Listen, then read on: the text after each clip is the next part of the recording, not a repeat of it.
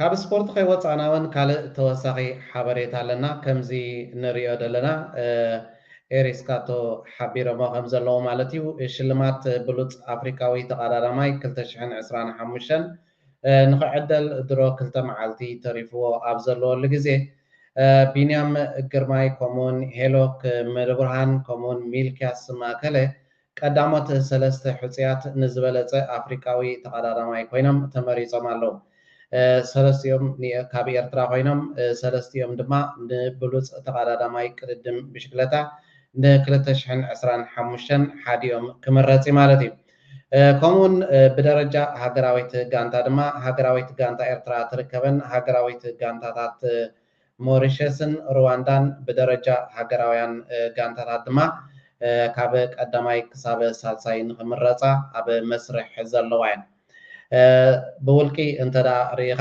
0-0 ካብ ሰለስቲኦም ዝተዓወተ ይተዓወት ኤርትራዊው ተዓወት ክወስዶ ቢንያም ግርማ ይኹን ሄኖክ ይኹን ሚልክያስ ይኹን ብዘየገድስ ኩሎም ብሉፃት ተቀዳደምቲ ብሽክለታ ናይ ኤርትራ እዮም ስሞምን ስም ሃገሮምን ዘፀውዑ ደለው ጀጋኑ እቲ ዘሐጉሰካ ድማ ዝኾነ ይኹን ኣፍሪካዊ ተወዳዳራይ ኣብ መንጎኦም ክኣቱ ብዘይምኽኣሉ እዚ ድማ ኤርትራ ማዕረ ክንደይ ኣብ ቅድድም ብሽክለታ ተወንጭፋ ከም ዘላ ሓደ መርኣያ ወይ ድማ ጭቡጥ ኣብነት እዩ ተስፋ ንገብር ድማ ብደረጃ ሃገር እውን ኤርትራ ቀዳመይቲ ኮይና ነዚ ናይ 2025 ዝበለፀት ሃገራዊት ጋንታ ንክትወስድ ካልእ እውን ኣትሌት ፍረወይኒ ቀላቲ ንተኸታታሊ 5 ዓመታት ብዘይ ምንቁራፅ ንውድድር ማንቸስተር ሮድ ራይስ ትዕወተሉላ እንኳዕ ሓጎሰኪ ወይኒ ሓፍትና እዛ ኤርትራዊት እዚኣ ድማ ብከምዚ ትሪእዎ ዘለኹም ዓወት ንሓሙሽተ ተኸታታሊ ዓመታት ነዚ ውድድር እዚ ተዓዊታትሉላ ናብቲ ቪድዮ ከብለኩም እየ ሓቢርና ንከታተሎ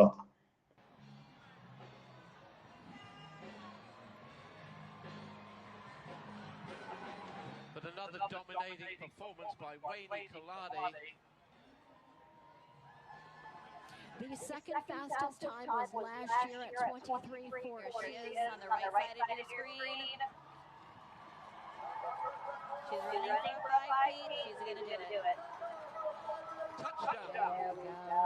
2016, 24:18. بخمس الرياضة لنا دما عبز تفلالي سبورتاوي نتفتات إيرتراويان سمومن سمهاجرومن يتصوعوا على مالتي ንኩሉ ህዝቢ ኤርትራ ድማ እንኳዕ ሓጎሰና ክንብል ንፈቱ ከምኡውን ነቶም ከይተሓለሉ ነዚ ዓወታት እዚ ኣብ ምሕፋስ ዝሰርሑ ዘለው ስፖርታውያን ኤርትራውያን ድማ ክብርን መጎስን ይግብኦም። ሁለት እጄን ሰጥተውታል። ሰውነቴ ብዙ ቦታ በጩቤ ተወቅቷል። ባለቤቴ አንገቷን በቆንጨራ ብለው ገለዋታል። ሲሸሹ የከተማ ህዝብና ፖሊስ ተባብሮ በቁጥጥር ስር አውሏቸዋል። ከፍተኛ ጉዳት ነው የደረሰብኝ። አንድ አይኔ ጠፍቷል። እጄን ለመቁረጥ ሲሉ አንድ አይኔ ጠፍቷል። ግራ አይኔ የኔ ውለታ ይሄ ነበር። እንዴት የዘመዶች የምታቁኝ እኮ ታቁኛላችሁ። ስለዚህ ድረሱልኝ፣ የድረሱልኝ ጥሪ ነው የማስተላልፈው። እኔ ከዚህ በኋላ ህይወት አምሮኝ አይደለም ይሄን ኣብ ዝሓለፈ 2-3 መዓልታት ንሓደ መንእሰይ ኢዱ ኣብ እምኒ ብምትርኣስ ብፋስ ገይሮም ክቁርፅዎ ርኢና ተዓዚብና ነርና። እዚ ትሪእዎ ዘለኹም ድማ ሕጂ ብድሕሪ ናብ ማሕበራዊ ሚድያ ዝወፀይ ናተይ ዘይተዘርበሉ ካብኡ ዝኸፍእ ጉድ ኣብ ልዕለይ ተፈፂሙ ይብል ኣሎ። ከምዚ ትሪእዩ ዘለኹም ክልተ ኣእዳወይ ብገዞሞ ገይሮም ቆሪፆምኒ ንበዓልቲ ቤተይ ድማ ቀቲሎምለይ። ስለዚ ዋላቶም ሰባት ይተሓዙ ግናነ ፍትሒ ይደሉ ኣለኹ ኣባይ ዝወረደ ግፍዒ ይገድድ ብምባል እዚ እውን ኣብዚ ማሕበራዊ ሚድያ ንክዛረብ ረኺብናዮም። እዚ ከዓ ማዕረ ክንደይ እታ ኢትዮጵያ ትበሃል ሃገር ትፈርስ ምህላዋን ማዕረ ክንደይ ድማ ናይ ግብረ ሽበራ ሃገር ትኸውን ምህላዋን እዩ ዘርእየካ። እዚኦም እንታይ ዓይነት ጨካናት እንታይ ዓይነት ንሕስያ ዘይብሎም ሰባት ምዃኖም ኩሉ ግዜ ኣብ ኤርትራ ዝገበርዎ ጆኖሳይድ ኣብ ኤርትራ ዝገበርዎ ንህዝቢ ኤርትራ ንምፅናት ዝኸድዎ ርሕቀትን ኣብ ልዕሊ ህዝቢ ኤርትራ ዝገበርዎ ግፍዒ ሓሳረ መከራ ካብዚ ዝኸፍእ እዩ ነይሩ። ንመዘኻኸሪ ክኸውን ግን ነቶም ሃገርኩምን ህዝብኩምን ክሒድኩም ምስኡ ናቱ ጊላታት ኮይንኩም እትሰርሑ ዘለኹም ሰባት ግን ነዚ ክትርእይዎን ነዚ ክትዕዘብዎን ካብዚ ክትመሃሩን ይግባአኩም በሃልቲ ኢና። ኣኹሞ ብፋስ ገይሮም ኣቐሚጦዋ መሬት ኢዱ እንዳቆረፅዎ እዩ ማለት እዩ። ባይ ዘ ወይ እዞም ብምሕር ፅልኢ ኤርትራ ዝዓወሩ ዜጋታትና ነዚ ናይ በዓል ሓጀር ሽዕብ እምባ ደርሆ መቕዘፍቲ ገጀረት እዚ ብ75 ብምሉኡ ዝነበረ ጭፍጨፋ ዝተፋብሪኬትድ ዝኾነ ሂስትሪ ኢሎም ከናእስዎን ከናሽውዎን ይፍቱን እዮም። ናይዚ ጭብጢ ግን ኣብ መበል 21 ክፍለ ዘመን ከምዚ ክገብሩ ዝተራእየላ ሃገር ትማሊ ወሪራት እናኸላ እንታይ ትገብር ከም ዝነበረት ኣብቲ እዋን ዘይነበርኩ ክትብል ኣይድልየካ። ስለዚ እምበኣር ኩሉ ኤርትራዊ ካብዚኦም እዞም ወተሃደራት እዚኦም ኣብ ዓድኻ ኣብ ሃገርካ ልኡላውነትካ ደፊሮም ሃገርካ ትሕቲ ቁፅር እንተእትዮማ እመነኒ ይብለካ ኣለኹ እዚ ኢድ ክቁረፅ ዝረኣናዮ እቲ ዝቐለለ ክኸውን ነቲ ቋንቋኦም ድዛረብ ከም ዝገበርዎ ነቲ ዘይሰምዕዎ ቋንቋ እንታይ ክገብርዎ ይኽእሉ። ሰራዊት ኣብዪ ኣሕመድ እውን ካብዚኦም ዝፍለ ይኮነ።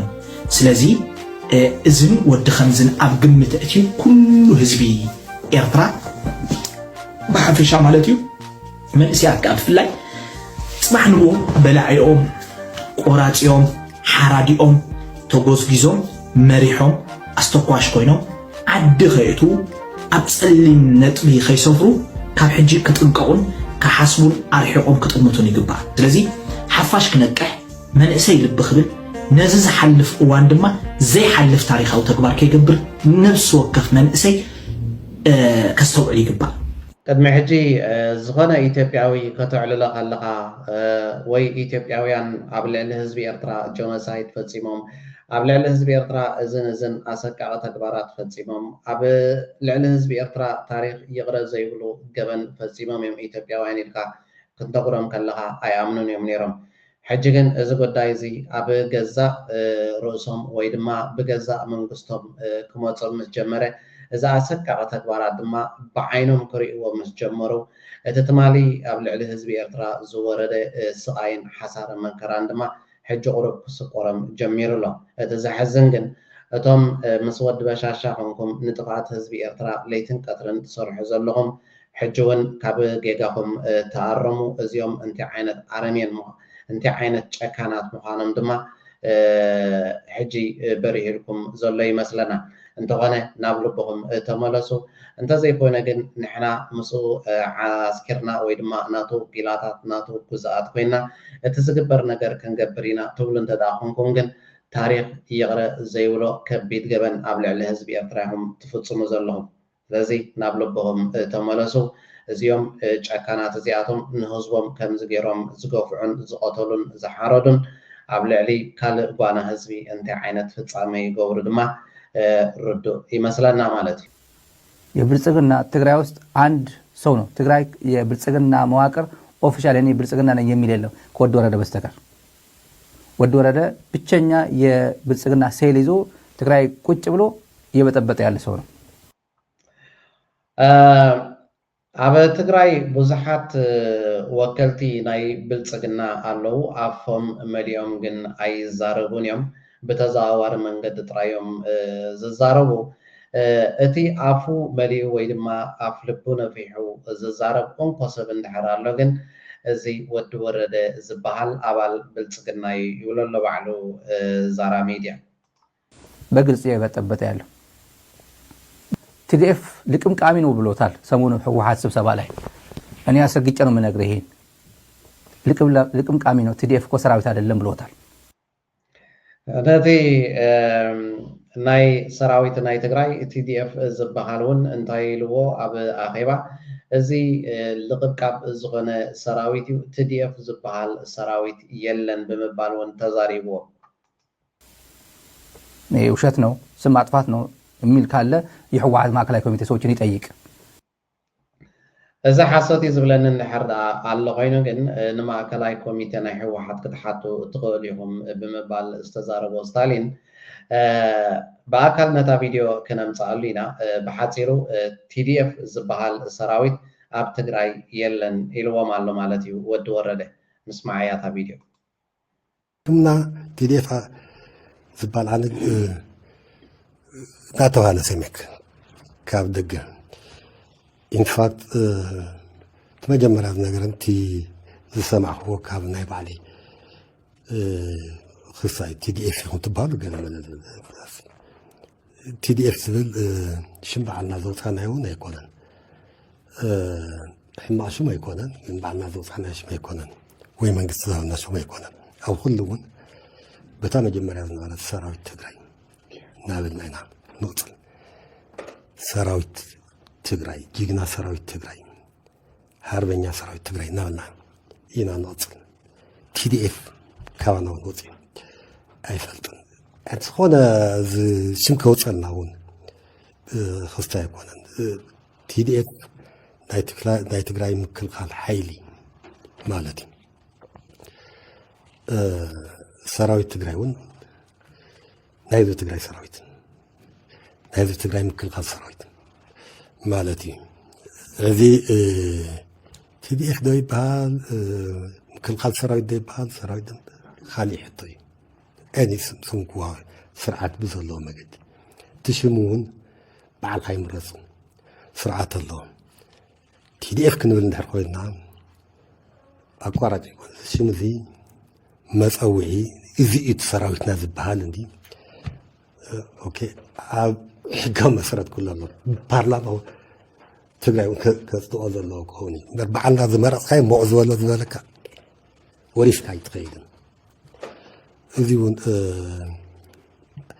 ኣብ ግምት ምእታዊ ፅቡቅ እዩ ሰራዊት ብዝሓለፈ እዋናት ኣወል ስዒድ ኣተንቢህዋ ዝነበረ ዘረባ ሕጂ ብግብሪ እናተራእየት ትመፅእ ኣላ። እዚ ሰብ እዚ ተጠንቀቕሉ፣ እዚ ሰብ እዚ ከፍርሰኩም እዩ፣ እዚ ሰብ እዚ ክዕንወኩም እዩ ዝበላ ግብሪ ኮይና መፅያ ማለት እዩ። ሰራዊት ቲዲኤፍ ዝበሃል ኣብ ትግራይ የለን ተራ ሰራዊት እዩ ዘሎ ተራ ምልሻ እዩ ዘሎ ብምባል ሓደ ሓድሽ ዝኾነ መርድእ ንተጋሩ ሂብዎም ኣሎ። እዚ ወዲ ወረደ ዝበሃል ግዝያዊ ምምሕዳር ናይ ትግራይ ንሎሚ ኣዳሊናዮ ዝነበርና መደባት ነዚ ዝተኸታተልኩሞ ይመስል ነይሩ። ኣብ ቀፃሊ ብካልእ ፍልይ ዝበለ መደባት ክሳብ ንራኸብ ኣብ ዘዘለኹሞ ሰላምን ጥዕናን ንዓኹም ይኹን። ነባት ሚድያ